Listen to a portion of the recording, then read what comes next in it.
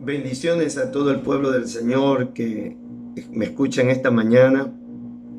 Doy gracias al Señor porque podemos estar con vida, podemos estar aquí para reflexionar en su palabra. Qué importante, sobre todo en este tiempo, es reflexionar en su palabra, en la palabra de Dios. El apóstol Pedro supo decir que ella es como una antorcha encendida mientras nos conduzcamos en este lugar oscuro, hasta que aparezca el lucero de la mañana en nuestros corazones. Así que, reflexionando en eso, vamos a leer el libro de Lucas, capítulo número 14, los versículos 26 y 27 y luego el 33. Dice así la palabra del Señor. Versículo 26, libro de Lucas 14.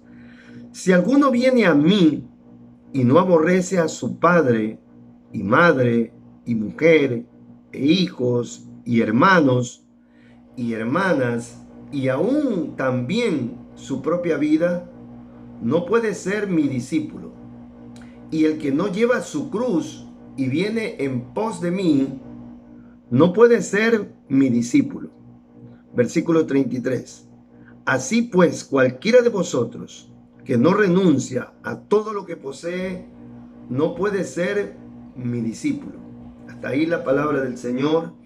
Le voy a rogar que en el lugar donde se encuentre usted, cierre por un momento sus ojos y póngase en esa comunión con Dios para entregar este tiempo en las manos del Señor y que Él nos conduzca y nos ayude. Padre, te damos gracias, Dios mío, por este tiempo, por que nos hemos dispuesto a meditar en tu palabra, Señor.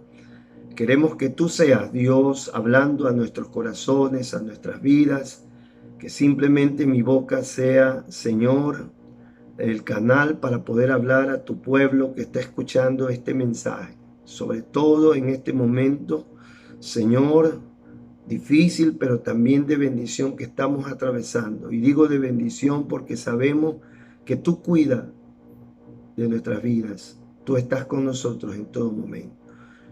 Este tiempo lo ponemos en tus manos y desde ya te damos gracias, Dios, en el dulce nombre de tu Hijo amado, Jesús. Amén. Amén. El título que le he puesto a este mensaje es Mirando los tropiezos de seguir a Jesús en la calma de la cuarentena. Este mensaje vino a mi mente porque, bueno, ahora hay el tiempo suficiente para meditar, para pensar, para conversar con Dios. Y yo creo que a usted le ha de pasar lo mismo en todos estos momentos, preguntarle al Señor, sobre todo, no solamente por qué, sino para qué, Señor. ¿Para qué está ocurriendo todo esto? Y una de las cosas que se me vino a mi mente es para poder mirar esos tropiezos que en una condición normal de nuestra vida cotidiana estábamos teniendo para seguir a nuestro Señor, para obedecerle, para cumplir con sus mandamientos, para congregarnos, para no de pronto acudir a ese llamado que nos ha hecho el Señor al servicio. Entonces, en esta calma de la cuarentena, y digo calma porque creo que para los cristianos, a pesar de que se puede mover una tormenta a nuestro alrededor, en nuestro interior siempre habrá esa calma que proviene de esa paz que Dios ha depositado en nuestros corazones. Entonces, vamos a mirar en el desarrollo de este tema, de pronto y permitir que Dios nos hable y nos diga cuáles son los tropiezos de seguir a Jesús. Y que de pronto podemos hacerlo en esta quietud que estamos. Permítame leer este versículo último, el 33, en la Nueva Traducción Viviente. Dice así de esta manera: así que no puedes convertirte en mi discípulo sin dejar todo lo que posees. Parece un rajatabla, pero esas en realidad son las pretensiones y las exigencias que existen en el reino. Mientras leía este versículo, venía a mi mente el pasaje de Juan 10:10. Yo creo que usted lo conoce demasiado. Dice así: el ladrón no vino sino a robar, matar y destruir. Pero esta última parte es la que quiero que medite. Jesús dijo: mas yo he venido a que tengan vida y la tengan en abundancia. Así dice el Señor, para que la tengan en abundancia. La palabra vida en este versículo es la palabra zoe. En el idioma griego, esta palabra, la palabra zoe, se trata acerca de la vida, no la vida bios, sino la vida espiritual, la vida espiritual.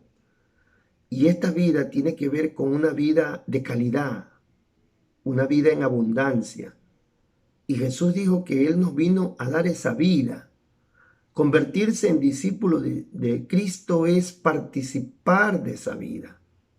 Pero por eso estamos viendo o vamos a ver los impedimentos que nos impiden participar de esa vida. Yo creo que usted concuerda conmigo y de pronto usted es uno de ellos que vive por debajo de ese nivel, de esta vida de gozo, de paz, de tranquilidad. O de pronto tal vez no siente ninguna paz, ningún gozo. Pero ¿por qué ocurre de esto? Por eso vamos a meditar que en estos impedimentos que hay, porque hay personas que aún siendo cristianos, nacidos de nuevo, no pueden gozar de esa vida, porque la vida que da esa paz y ese gozo es cuando la vivimos en obediencia y de la mano del Señor. Miren que Jesús, en este pasaje nos vamos a dar cuenta, por eso es interesantísimo leer el pasaje, pero también leer los contextos, de qué viene hablando. Porque muchas veces cuando Jesús enfatiza una verdad, es porque ha venido desarrollándose una situación.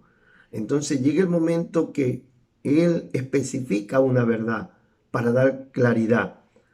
Y así como les habló a los discípulos en ese entonces, nos habla a nosotros también en este entonces. Como les decía, Jesús se preocupó de que sus discípulos entendieran cómo se debe vivir la vida en Cristo, cómo debe vivir un discípulo de Cristo. Y he puesto aquí no solamente para agradar a Dios, porque suena como medio egoísta, ¿no? Medio egocéntrico. O sea, yo tengo que vivir de esta forma solo por el hecho de agradar a Dios. No, es que en realidad nuestra paz, nuestro gozo, nuestro deleite está en Él. Por eso he puesto aquí, no solamente debemos vivir para agradar a Dios, sino para alcanzar la verdadera satisfacción a nuestra vida. Para nosotros como cristianos, la verdadera satisfacción no está en el trabajo, no está en el dinero, no está en el comer, no está en las diversiones de índoles sociales, deportivas. Claro que debemos, si Dios lo permite, como dice Santiago, debemos participar de ella, pero la verdadera satisfacción de nosotros como cristianos no está en eso. La verdadera satisfacción de nosotros está en el obedecer y vivir para Dios. Por dos razones fundamentales. Porque por Él fuimos creados. Él nos diseñó. Y cada que alguien construye algo, diseña algo, crea algo, lo hace para Él. Y por otra parte, porque por Él fuimos llamados. Amén. Gloria a Dios. Entonces, por esto, Él presenta dos ejemplos aquí en este capítulo, por eso del 20 7 pasé al 33 porque quería dejar estos versículos que están intermedios, del 28 al 32. Él presenta dos ejemplos para poder llegar a reflejar esa verdad, que el que no toma la decisión de aborrecer a padre, madre, por cierto, la palabra aborrecer, tal vez en nuestro contexto es símbolo de odiar, de despreciar, pero en el contexto que está hablando la Biblia es amar menos. Entonces, en otras palabras, el que ama más a padre y a madre, más que Jesús, no puede ser discípulo. No puede ser discípulo de Jesús. El que ama más incluso a su propia vida, no puede ser discípulo de Jesús. Y ser discípulo de Jesús es ser seguidor de Jesús. Entonces él pone dos ejemplos que le voy a enseñar que esto ha sido mal interpretado. Dice así, ¿por qué? ¿Quién de vosotros, queriendo edificar una torre, no se sienta primero y calcula los gastos, a ver si tiene lo que necesita para acabarla? No sea que después que haya puesto el cimiento y no pueda acabarla, todos los que lo vean comiencen a hacer burla de él, diciendo, este hombre comenzó a edificar y no pudo acabar. Ahí tenemos el primer ejemplo. El versículo 31 plantea el segundo ejemplo, dice, ¿o qué rey, al marchar a la guerra contra otro rey, no se sienta primero y considera si puede hacer frente con 10.000 al que viene contra él con 20.000? Y si no puede, cuando el otro todavía está lejos, le envía una embajada y le pide condiciones de paz. Estos ejemplos que están en estos versículos han sido mal interpretados muchas veces, incluso usados como excusas, como justificativos, como argumentos fuertes, por un lado, para no seguir. La gente dice, no, la Biblia dice que si no tengo los recursos, mejor no hacerlo. Si no tengo las capacidades, es mejor dejarlo ahí. Por eso me he dado cuenta que en estos últimos tiempos esto ha estado atacando este espíritu que se mueve. Y no hablo de diablo, no hablo de demonios, sino actitudes. Se está moviendo incluso dentro de la iglesia. Líderes que de algún momento se sienten cansados y deciden tomarse un tiempo de descanso, un tiempo de jubileo. Ese era, según la cultura judía, el tiempo de jubileo. Y cada 50 años había tiempo de descanso. Entonces, muchas veces sucede esto, como le digo, no, si la Biblia dice que un rey, si no tiene el suficiente cantidad de hombres para ir a la guerra, mejor no sale, pide paz y todo eso. Y eso no es lo que quiere decir estos, o lo que quiso decir Jesús a los discípulos con estos versículos o con estos ejemplos en estos versículos. No. Lo que quiso enfatizar el Señor y que debemos entenderlo nosotros, a nuestro contexto también, es que si no tomamos en cuenta todos los requerimientos que se nos ha hecho para estar dispuestos a satisfacerlos, los requerimientos que hace nuestro Señor. Muchas veces creemos que Él tiene que estar dispuesto a satisfacer nuestros requerimientos. Y somos nosotros los que tenemos que estar dispuestos, primeramente a conocer los requerimientos y estar dispuestos a satisfacer esos requerimientos.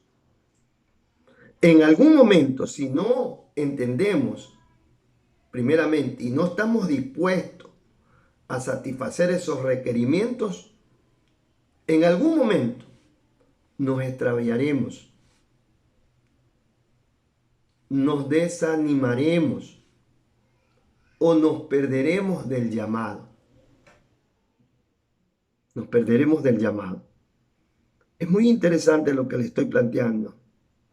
Y usted va a ver por qué estoy reflexionando de esto en esta situación, en esta cuarentena. Tal vez usted tiene la expectativa que le hable de otra cosa. Pero esto tiene mucho que ver. Porque tal vez Dios nos ha estacionado, nos ha hecho un stand-by. Y se lo vengo diciendo esto a través de todos los mensajes para hacernos una evaluación. Para que al salir de este túnel o al término de este día, usted tenga clara la película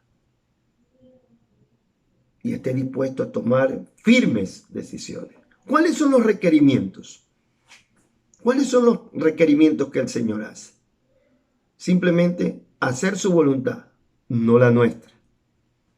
Renunciar a todos nuestros deseos, anhelos, para seguirlo a Él. Cuando leí esto, me acordé del joven rico. El joven rico que había cumplido toda la ley desde su juventud. Y vino a Jesús y le pregunta, ¿qué más tengo que hacer para entrar en el reino? Y el Señor que apunta no a ver las obras que hacemos. Vea el énfasis que le hago, porque muchos vienen a querer hacer obras primero al Señor. Y el Señor que apunta primero a ver el corazón, qué es lo que gobernaba su corazón, le dice, vende todo lo que tienes y repártelo entre los pobres y entonces sígueme. Esto no quiere decir por nada de que Jesús o seguir a Jesús quiere decir que usted de pronto viva una vida pobre, miserable. No. Lo que pasa es que en el caso del joven rico, su autosuficiencia estaba en los recursos económicos.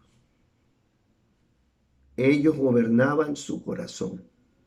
Entonces, no había cabida para el señorío de Cristo en el corazón de él. Y eso es lo que pasa con muchas personas. Le encanta escuchar la palabra. Hoy me encanta oír la palabra.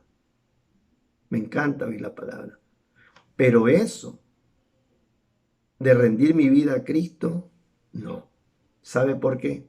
Porque eso demanda que usted tiene que salir de la silla, del trono de su vida, hacerse a un lado para que el Señor tome posesión de nuestra vida. Eso es seguir a Jesús. Por eso es que dice, el que ama más a padre, madre, trabajo y aún su propia vida, no puede ser mi discípulo. Jesús lo planteó de otra manera. Dice, el que ama su vida, la debe perder. Pero el que la pierda por causa de mí, la va a salvar para vida eterna. Qué bueno.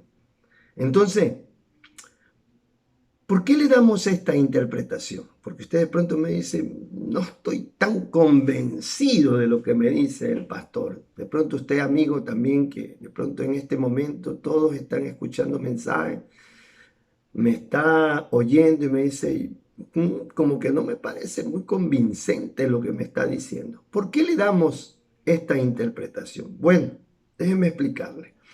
Siempre me tomo el tiempo de enseñar. Y les he enseñado a los hermanos, porque a mí me lo enseñaron, que para interpretar un pasaje de la Biblia, no hay que leerlo de una forma aislada de un contexto. Porque en la Biblia muchas veces el autor, inspirado por el Espíritu Santo, viene hablando de ciertos temas. Por eso le dije antes, y en algún momento llega a una conclusión, Y este pasaje prácticamente es una conclusión, el pasaje de Lucas 14, del versículo que acabamos de leer, del 25 en adelante. Es prácticamente una conclusión. ¿Por qué? Porque en el versículo 1 del capítulo 14, Jesús, antes de eso, había entrado a cenar a la casa de un gobernante que era fariseo. Usted puede leerlo, 14:1 está. Y allí se había desarrollado cierta situación. Jesús entraba a las casas de los gobernantes, de los fariseos, de los publicanos, de las prostitutas, comía con las prostitutas, pero era para llevarle la luz a las tinieblas. No con esto le estoy diciendo que usted vaya y haga y practique lo que ellos hacen. No, usted vaya donde el pecador para llevarle el entendimiento de la palabra. Y Jesús había hecho esto, la Biblia lo dice. Había entrado en la casa de un gobernante que era fariseo. Entonces, después de haberlo confrontado, porque había, aparte de los discípulos, también había muchos fariseos e intérpretes de la ley que lo estaban siguiendo. Y Jesús había confrontado a estos intérpretes de la ley, sanando a un hombre hidrópico en el día de reposo.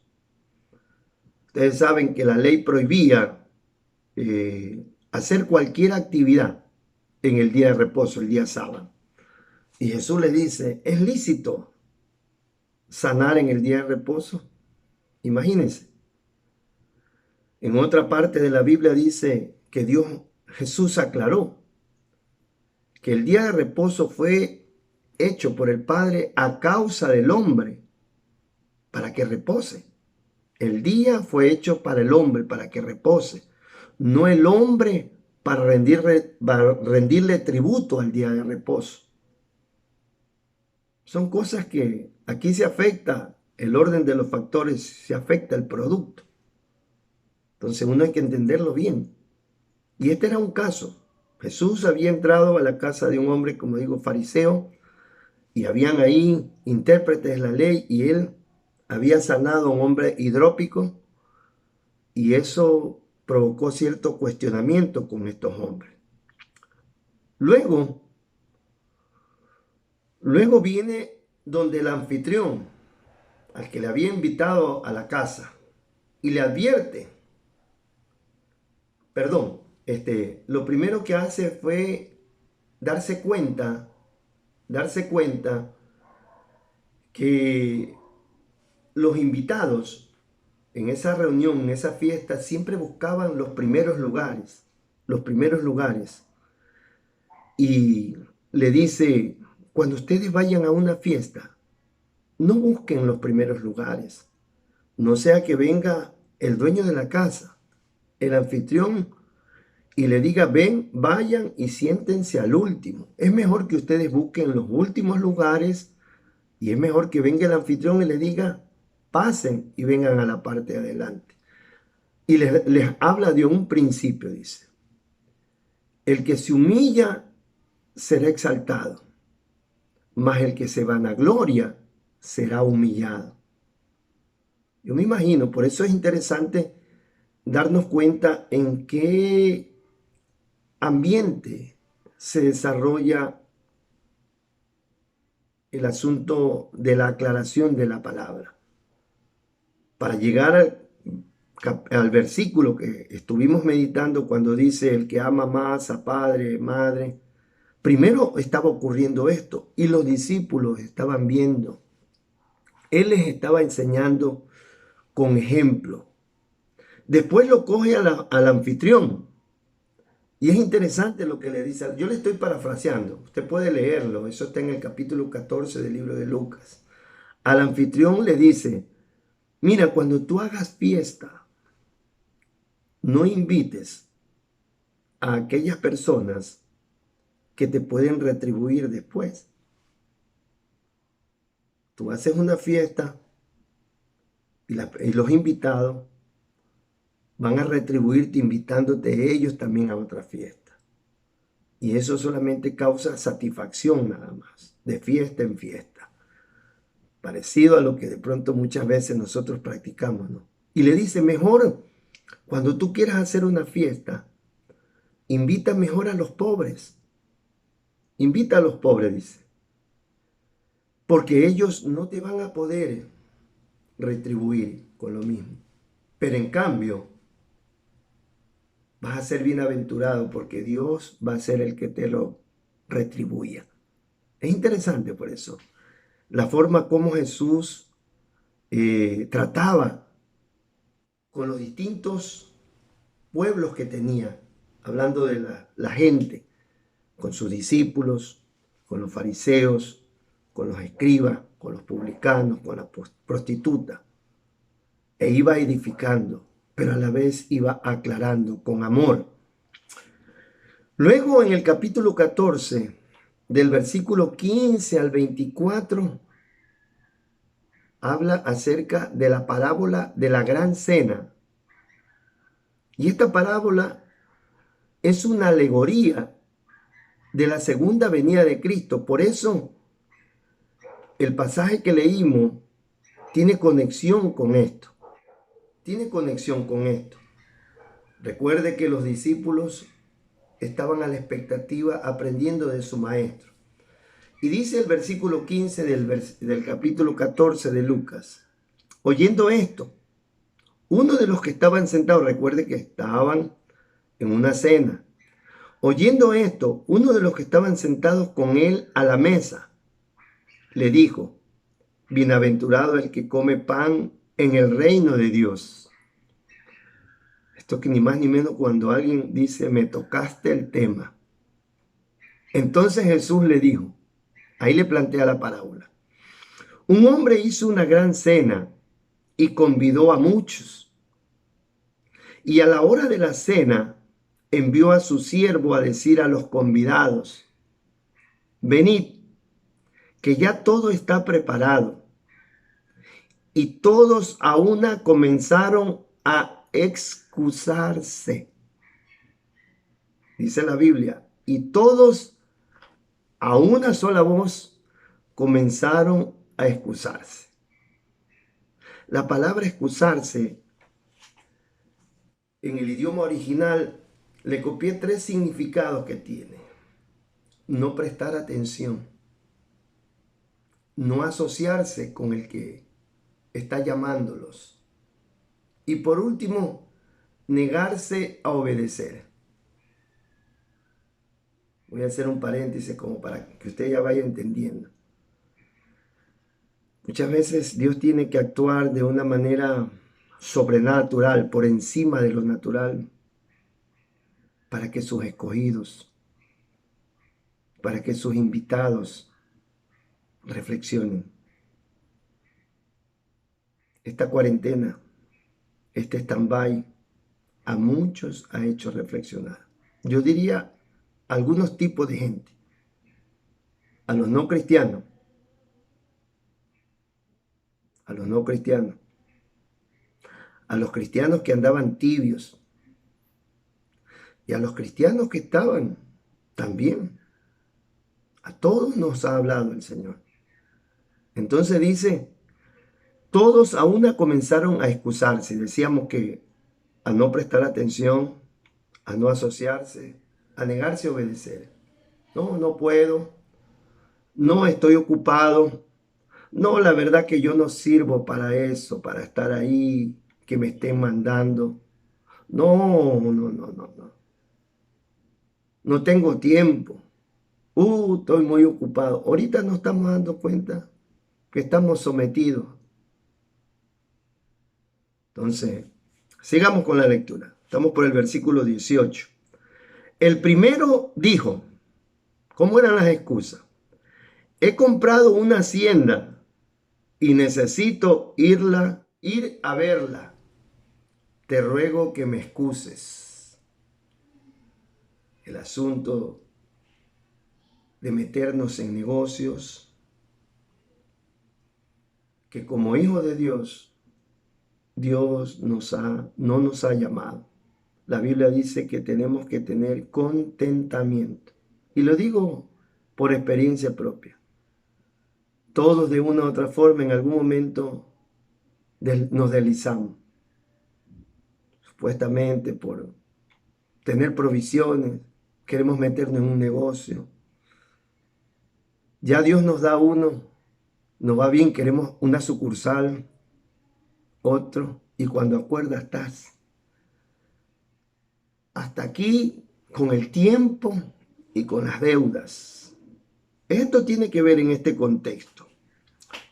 Sigamos. A otro dijo, he comprado 5 yuntas de bueyes y voy a probarlos. Te ruego que me excuses.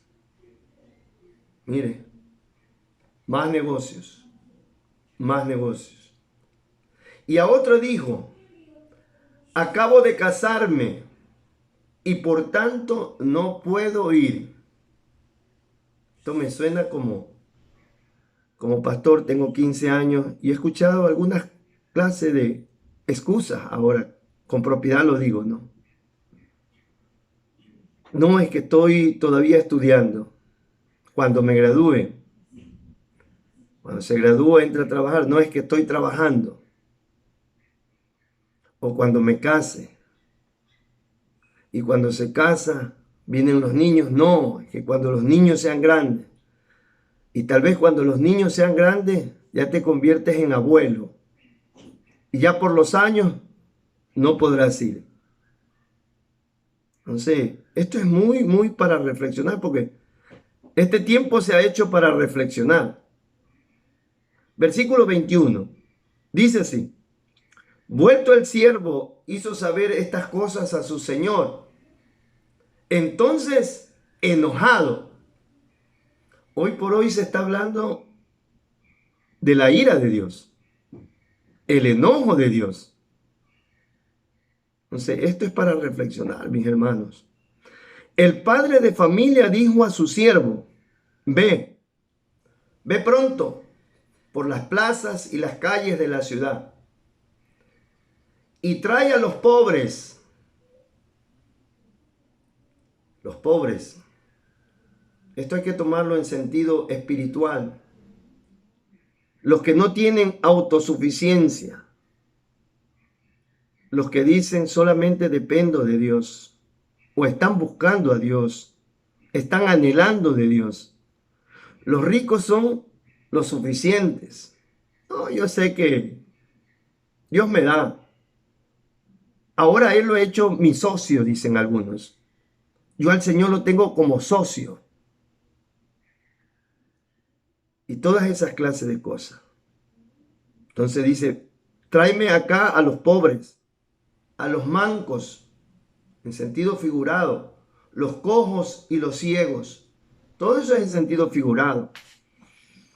Aquellos que verdaderamente están desvalidos,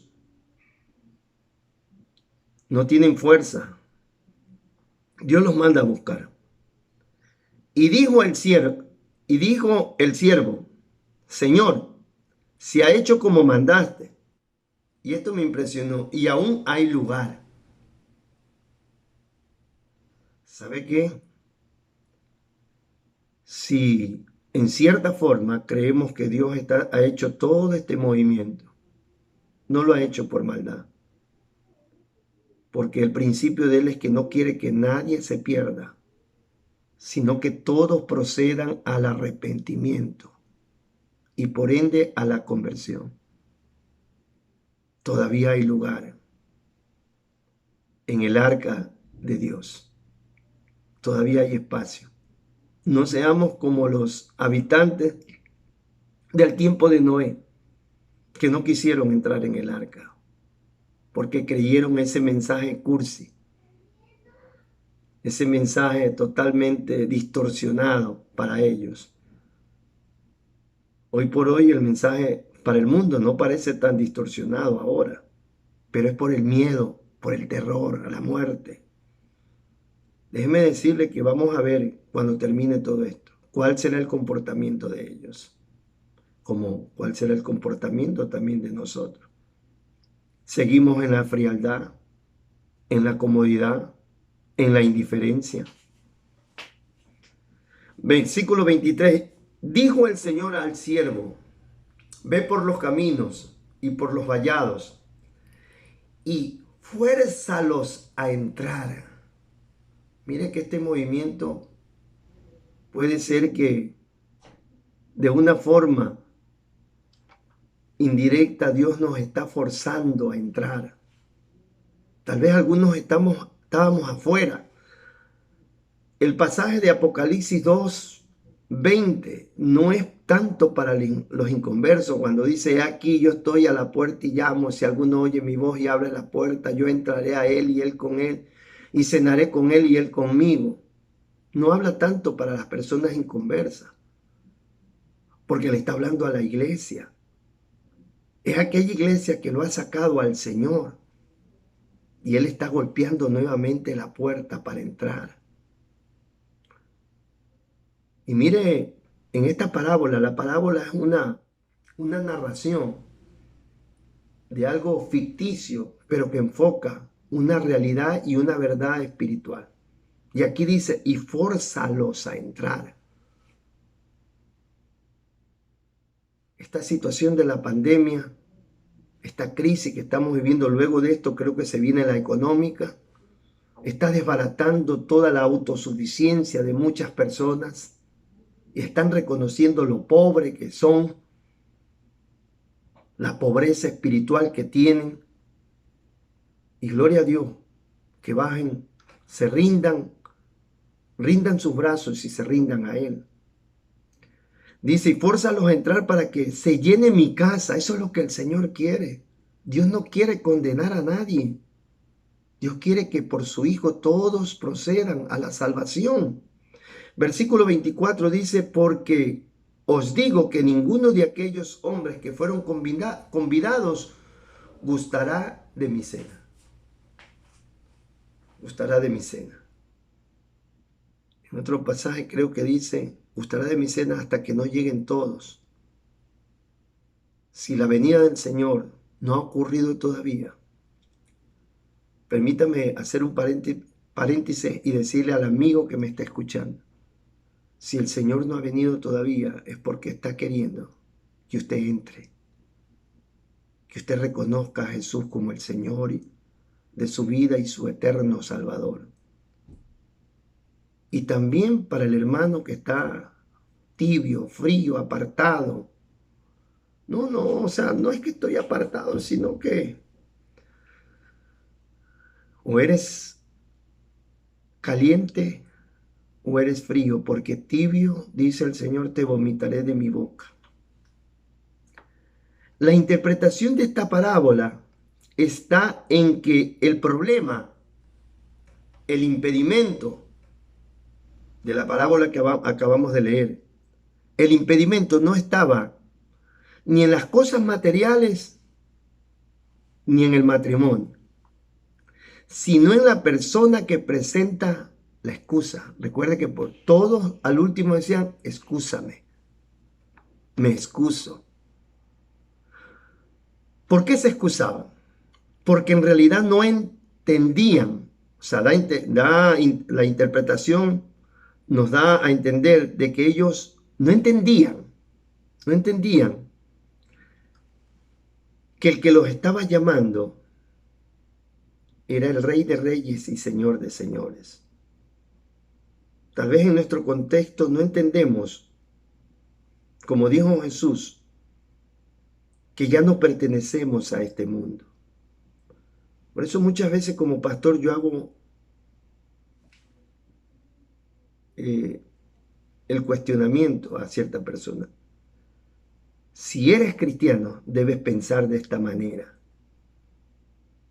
No podemos decir que somos cristianos y pensamos de otra manera. Entonces, el asunto de la excusa es porque todavía no se dan cuenta que ya no pertenecen a este mundo. Entonces los desafíos que plantea este mundo no son para ti, no son para mí. Por eso es que yo siempre he dicho, tal vez caigo un poquito de mal cuando digo: en el Señor no hay éxito. Busque el éxito, dicen algunos. Como cristiano tienes que ser un cristiano exitoso, un pastor exitoso. No hay eso, éxito. Estamos para cumplir un propósito en Dios. Tenemos que comprender que no pertenecemos a este mundo, o sea, a su sistema de vida, sino que hemos sido llamados a prepararnos para reinar juntamente con Cristo. Y desde este momento somos parte de ese reino que se está moviendo de una forma espiritual para traer los que faltan, los que tienen que entrar en el reino. No es que Dios es egoísta, que quiere que hagamos de una forma egocéntrica su voluntad, sino que al hacerlo nos estamos preparando para la nueva vida de gloria que hemos de poseer. Por algo la Biblia dice que el mismo cuerpo que tuvo Jesucristo cuando resucitó de los muertos, cuerpo de gloria, es el cuerpo que tendremos cada uno de nosotros. Y para ir concluyendo, mire lo que dice el apóstol Pablo. Por esto, el apóstol Pablo en el capítulo número 3 del libro de Colosenses 3, del 1 al 3, en la Nueva Traducción Viviente, lo voy a leer.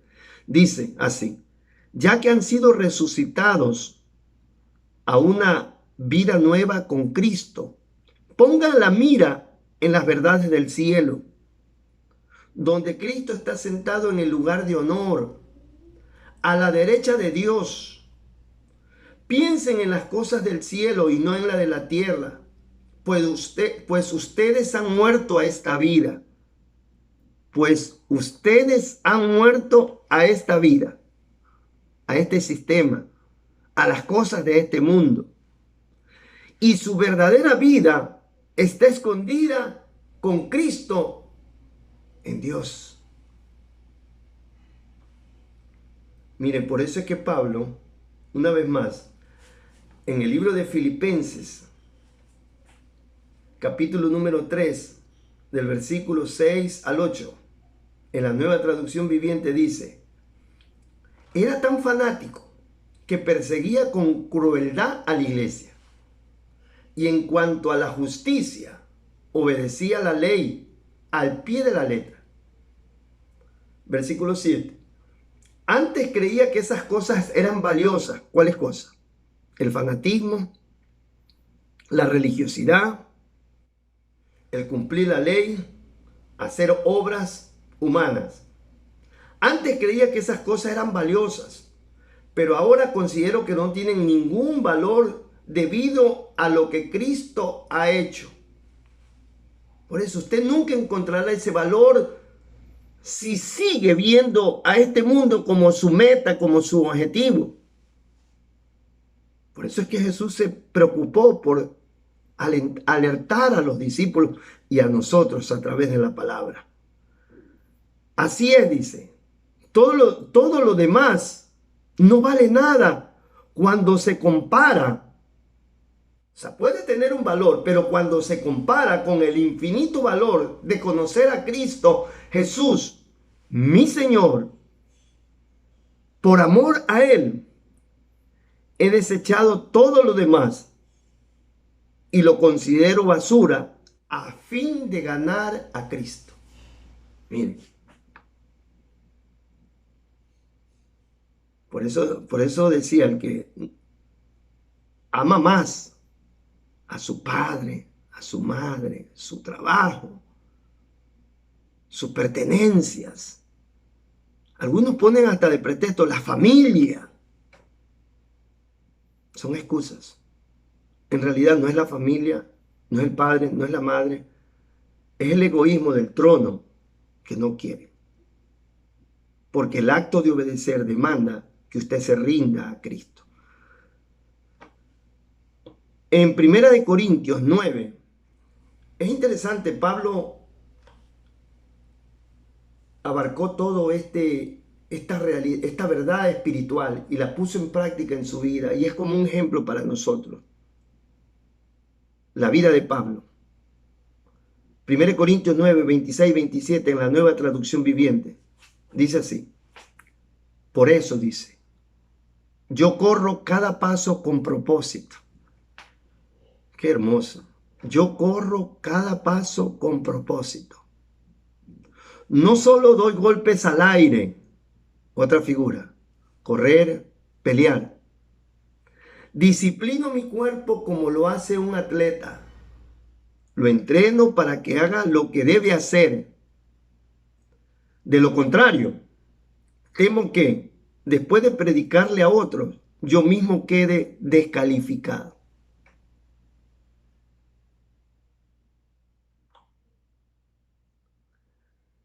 Es muy importante meditar en esto. Por eso le he traído esta meditación de esta porción de la palabra del Señor, aplicada al contexto que estamos viviendo. Por eso es que Hebreos 4:12 dice que la palabra de Dios es viva y eficaz. Es viva. Esa palabra que fue escrita hace 2000 años, hoy nos está hablando. Más cortante que una espada de doble filo, que penetra, dice, hasta partir el alma, el espíritu, las coyunturas y los tuétanos, y discierne los pensamientos y las intenciones del corazón. Por eso es que hoy por hoy no debemos meditar en las circunstancias. Está bien escuchar las noticias, pero el que tiene la última palabra es el Señor. Es muy importante lo que estamos meditando, mi hermano. Meditar en todo esto que hemos dicho. Porque tal vez para esto Dios nos ha permitido estar en esta cuarentena, en este cese de funciones, para que cuando salgamos de ella, como dije, al final del túnel, salgamos tomando una firme decisión de hacer las cosas a la manera de Dios, guiados por el Espíritu Santo y obedeciendo a su palabra. Si usted al terminar esta cuarentena o esta epidemia ya cese y usted salga y no toma decisiones con respecto a Dios, simplemente lo que ha tenido es miedo, pánico, terror en este tiempo. Pero como ya no está la circunstancia, usted sigue haciendo su voluntad. Y tal vez Dios está usando este momento, esta circunstancia, para ayudarle a usted a tomar decisiones. Así que, mi amado hermano, mi amado amigo que me escucha, este es un tiempo muy precioso para aprovecharlo, para meditar. No hay salvación fuera de Cristo. No estoy hablando de sanidad. Usted puede ser librado de una enfermedad, o sea, sanado, pero después de eso tendrá que morir si no viene Cristo. La Biblia habla más que todo, es de salvación. Sea que usted viva por el resto de los años que le toque vivir, o sea que muera, la salvación tiene que ver con que el estado suyo después de eso. Así que le invito en esta hora a hacer una oración y a darle gracias al Señor por esta palabra y decirle, Señor, aquí está mi vida, aquí está mi vida, la dispongo para que tú me ayudes a tratarla. ¿Sabe que hubo un hombre que le dijo a Jesús, ayúdame en mi incredulidad, ayúdame en mi incredulidad? Muchas veces usted puede decirme, tal vez, yo tengo problemas, de pronto tanto está duro mi corazón que tengo problemas en creer. Ese es un trabajo para Dios por medio de su Espíritu Santo, pero usted tiene que decirle, ayúdame incredulidad, Señor. Trata con ella. Quita todo obstáculo que está interfiriendo entre tú y yo, Señor. Todo aquello que me impide llegar a ti, Señor. Tal vez sean odio, resentimiento, falta de perdón, situaciones de pecado. En el mensaje anterior dije que nadie se va al infierno, perdóneme que diga de una forma tajante, por el pecado, porque para eso ya hubo la solución, ya hubo la cura. El virus del pecado ya tiene el antídoto y es el perdón de Dios en Cristo Jesús. Entonces, puede ser que esté el antídoto, pero si usted no se lo aplica, no podrá encontrar la cura. Así que acompáñenme en esta oración. Padre, te doy gracias, Dios, por esta meditación de tu palabra. Y te pido, Dios mío, Señor, que esta palabra llegue, Señor, a los distintos corazones, así como la parábola del sembrador, que caiga en buena tierra, en una tierra fértil, que aunque haya piedra, Dios, tú las quites esas piedras y puedas esas semillas germinar y pueda dar fruto. Señor, mira ahí el amigo, la persona que me está viendo, la amiga, Señor, que me está viendo, Padre, sea usted tocando su corazón, así como también el hermano en Cristo, Dios mío. Si este mensaje sirve para que reflexione, Dios, en el nombre de Jesús, Señor, en el nombre de Jesús, te damos gracias, Señor. Amén. Amén. Quisiera terminar haciéndole una recomendación.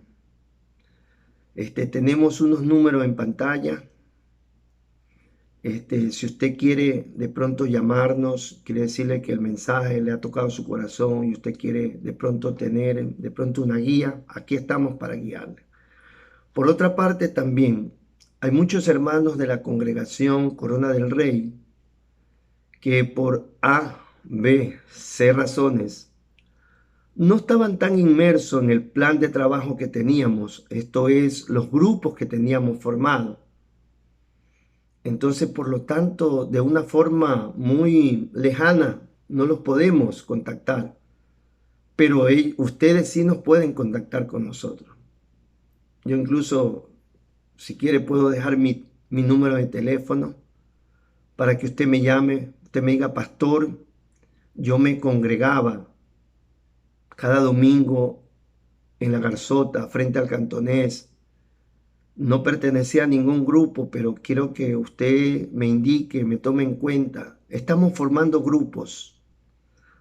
En esos grupos estamos conectados, día a día nos alentamos los unos a los otros. Mandamos mensajes, estamos en oración, estamos incluso en ayuda, hasta donde podemos, en lo que Dios nos permita. Así que ya solamente quedará en usted. Sea una persona de decisiones, haciendo entonces eco al mensaje que estábamos, es mirando los tropiezos de seguir a Jesús en esta calma de la cuarentena. Dios nos ha permitido estar en esta calma y no seamos indiferentes a lo que Dios nos está mostrando, porque yo creo que Dios está mostrando muchas cosas para que tomemos decisiones. Tal vez usted me diga, pastor, muchas veces tomé las decisiones de cambiar. Es que usted no va a poder cambiar en sus fuerzas. Aún como cristiano le digo esto. La Biblia dice, mas si por el Espíritu haces morir las obras de la carne. La palabra carne no quiere simplemente esto, solamente se refiere al pecado de adulterio, fornicación, sino a la parte humana. Hay muchas cosas que son buenas en sí mismos, pero que no tienen nada que ver con el propósito de Dios. De pronto, usted es una persona que le gusta gastar el dinero y ha luchado contra eso. Bueno, este es el momento que usted le entregue ese problema al Señor y le diga, ayúdame, Señor. Si usted es cristiano y si no es cristiano, este es el momento para aceptarlo al Señor para que Él pueda ayudarlo. Me despido con un fuerte abrazo a la distancia y deseando de todo corazón que Dios siga bendiciendo nuestras vidas y que siga guardando en nosotros ese depósito que tenemos, que es la palabra de Dios y el Espíritu Santo. Dios me los bendiga, amados hermanos.